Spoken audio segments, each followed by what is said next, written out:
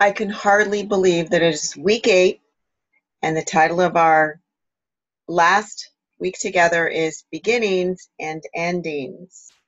And this week in MED 542, we will take a look at children at the beginning of IDEA, and that's the Individuals with Disabilities Education Act. And specifically, we'll take a look at children in early childhood programs. And that happens to be chapter 20 in your text. The aspect of this chapter that we will focus on is the IFSP, the Individualized Family Service Plan, and how that differs from the IEP. And I'll also ask you to describe how the achievement of inclusion might be easier in early childhood programs than in school-aged programs. So we'll take a look at that aspect of teaching children and working with children with developmental disabilities.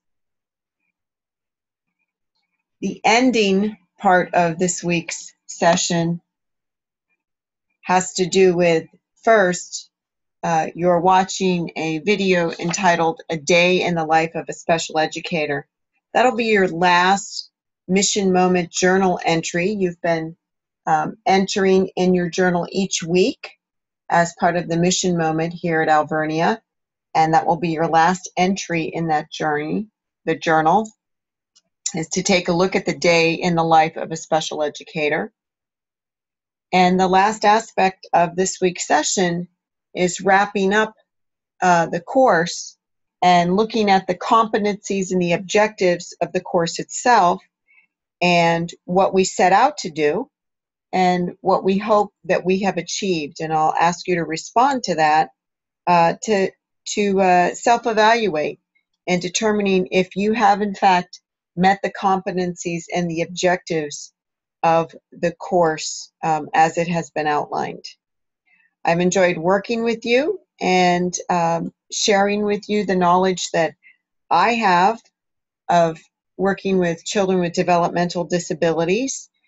This course is 8 weeks in length, and it is chocked full of information, both in text and online.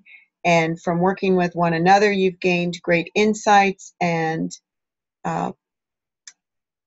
made connections and found resources that will support you.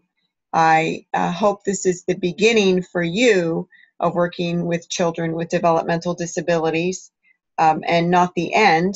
And I hope that it inspires you to learn more and to continue to grow in your knowledge of this area. If you have any questions, please contact me via message board, and I wish you a final week in MED 542, a very good one.